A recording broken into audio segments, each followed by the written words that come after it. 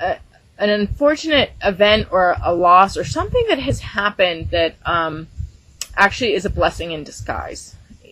I do see right away, kind of stepping back and looking at this, there is something that you're overcoming.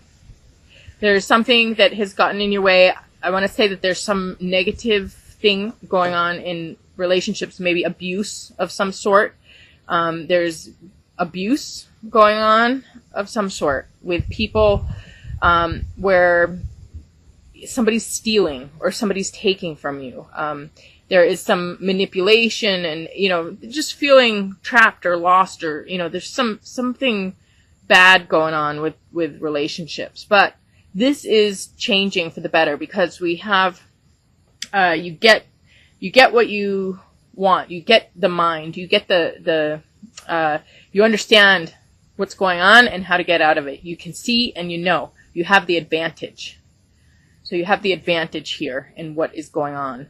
So whatever has happened, a lot of times when people do things, like if somebody steals, and you find out, it's almost like you're finding out about something. And when you do find out, it's so good that because then you can protect yourself and you can protect other people as well. So it's like whatever you have had to lose or whatever has had to be sacrificed, it's worth it in the end. It's not the biggest deal because something that was not good in your environment is now being identified and eliminated. So it's like you and the community are building up an immunity. There is somebody being cut out. There is somebody being removed from a situation here, based on what's healing, and it seems like this state of imprisonment here that has had you at a loss is now, you're bouncing back to life because this is Zaiwi here. So at the end of this, you get everything. So anyway, this is kind of the overall energy of the reading, and then you really do get a lot in the physical world. Everything comes back to you, maybe even tenfold. So you got the Ace and the King of Diamonds for your overall message card with Tang, which is the sweet emotions, having the time of your life. So anyway, we'll go step by step. These are the steps in time here. This is the moving lines in time. And we start out with Sunzi, which is the art of war, where you don't have to fight. You win without fighting. The great warrior doesn't have to fight. They win without even fighting. They come in and they give a look and they say a word and it's over. So there's just this sense of power in the victor. They're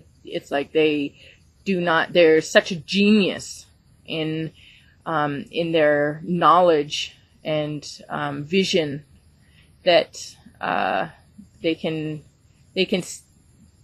skip all the steps that people normally have to take. They're very quick to achieve their goals. It's also about the healer who doesn't use medicine, and they don't have to touch you, and they don't have to even talk to. It's like the miracle healer that you meet and you have your miraculous healing. So the best of the healers, the best of the warriors, they don't actually have to do anything to establish the health or establish the justice and the peace. So right away we have you're able to get something easily, and then there's this transmission of information, this transmission of knowledge, really seeing relationships, seeing what's between people, seeing people for who they are, and knowledge that is transmitted from one person to many, where concepts, whole worldviews are provided. Everything changes when you see it like this, like huge epiphanies through this transmission of knowledge. We have this paired with the rune of vision and revelation and knowledge and creativity. So this is right in line with kind of the combination of both of these. It's like transformation, regeneration, being able to have the strength and energy and power to and knowledge. Knowledge is power, but being able to it even has to do with technical ability, and that's with Sunzi too. It's like being 10 steps ahead of the other person, like being the tracker. You know, I don't know if you guys ever read Blood and Thunder. Really good about Kit Carson. He was a tracker, and really amazing how the trackers they can read everything. They know everything about their opponent. They know the ins and outs of their mind and their strategies, and they can even they know what to look for, and they can see, like, when everybody else has no idea what to look for, they know exactly what to look for, and they can track and they can follow and they can hone in and they can be there in advance, and they are 10 steps ahead of whatever it is that they're tracking. It's really amazing to see how the trackers are. It's like genius, you know, having that brilliance to see and to know. And that's what this rune here is about too, with the technical ability to be able to know. But it also has to do with revelation and you know, having the energy and the strength and the power to be able to and the knowledge to be able to do what you need to do and do it very efficiently. So this is really strong here, like overcoming things with ease and grace, and definitely having the advantage over whatever this is over here, whatever it is that you're breaking free from, whatever it is that you're coming back to life on. And then we have here the second card is Sasquatch, King of Mind, King of Spades, and this is something beyond belief. A person beyond belief. And, you know, it's almost like Sunzi's kind of beyond belief, you know, the warrior who doesn't have to fight, and a healer who doesn't have to heal, and the miracles come like that. You know, that's almost like the Sasquatch too. Something that might even not be in our belief systems, or people can't believe it, or even if they believe it, they just kind of deny it and go along with the status quo. Sasquatch is the Bigfoot, and but you also, they have, you know, aliens, many things outside the common belief system. And if you don't have any information on it, you automatically go with the group and say, oh no, it's not real, it doesn't exist. And you want to fit in, you want to go with the group. And then even when you start to see that, wow, geez, there does seem to be a lot of evidence for something, you know, well, I guess it's not totally out of possibility. But then you still go with like, oh, okay, I'll just pretend like I don't know because it's easier. And then, eventually maybe you even see the Sasquatch. Maybe you see the alien. You see something and you're sitting there and it's still like your belief system is still somehow in place, trying to look at something, make sense of it, and you just can't make sense of it because the belief is so strong in shaping your vision that you can't make sense of it until finally you realize, oh, this is just totally beyond my belief system, and this is something that just does not fit in with anything I have ever known or seen before.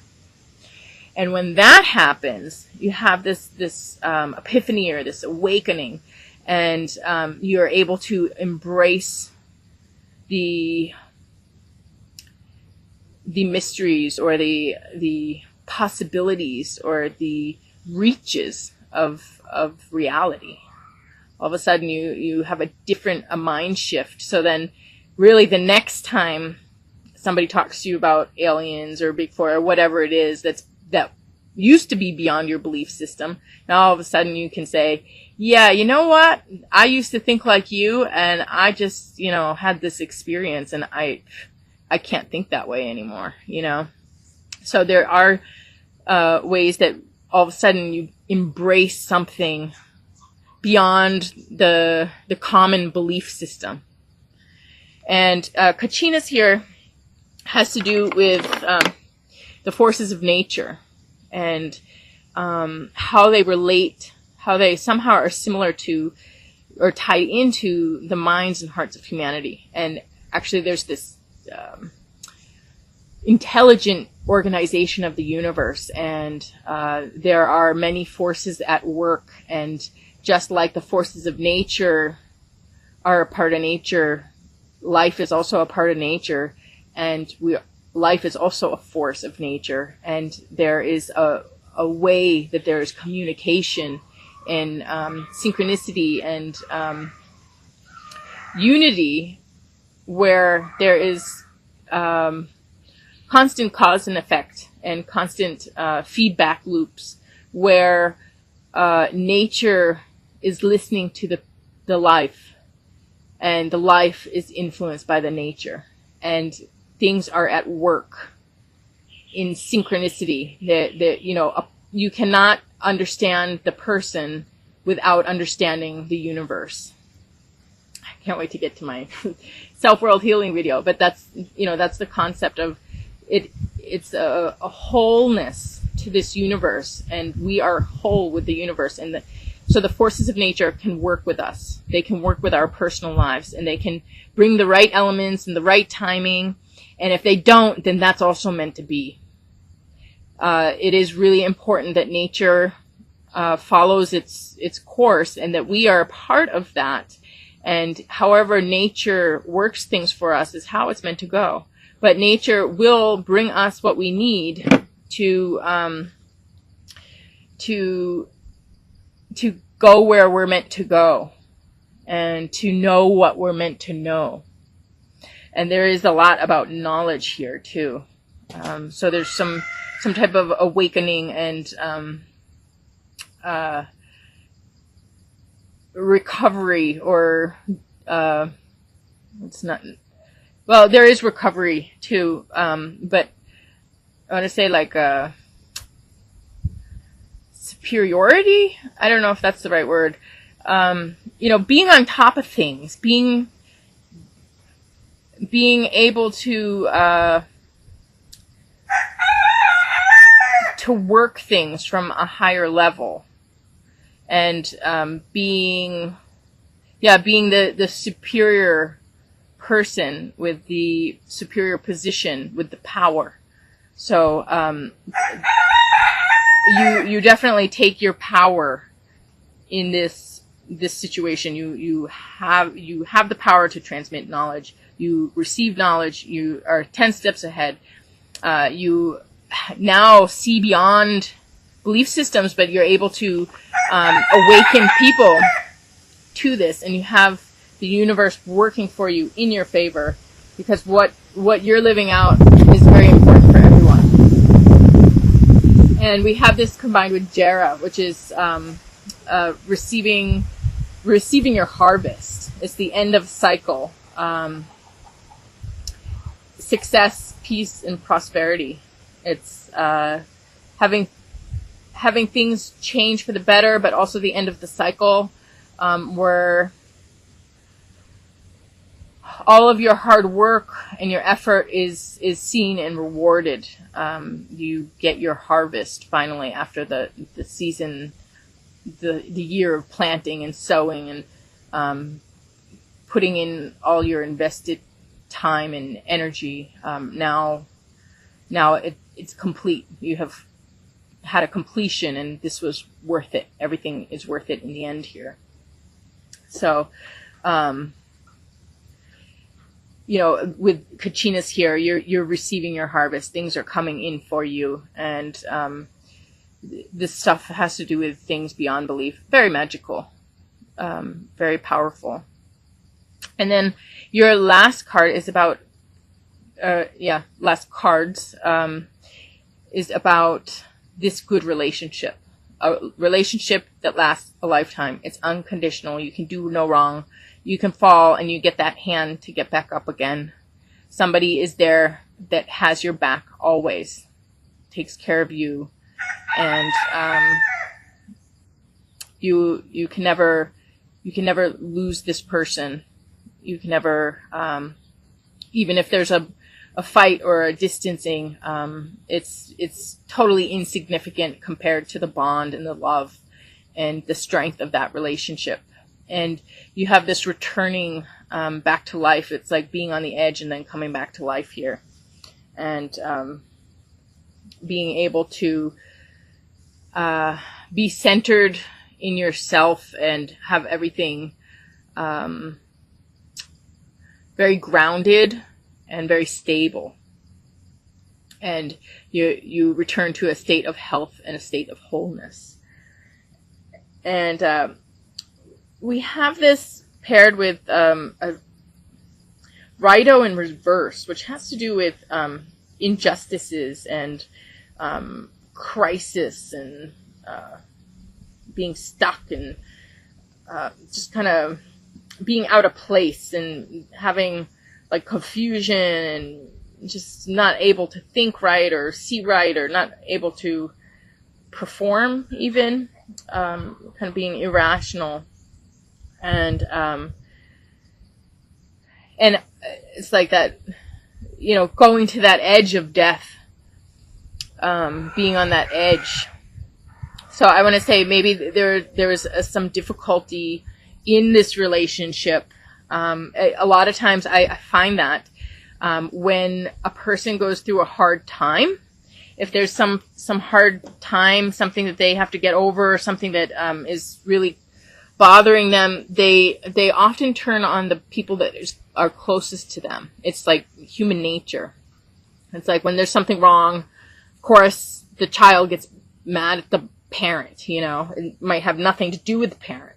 But there needs to be some type of communication, even if the child is not able to do that communication. It comes out backwards, it comes out twisted, it comes out like problem, all turned around, confusion, problem, and then the parent has to figure out, okay, what's wrong?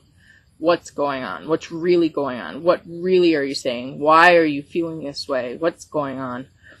So I want to say that there's maybe some disruption in a relationship here that had to do with crisis, had to do with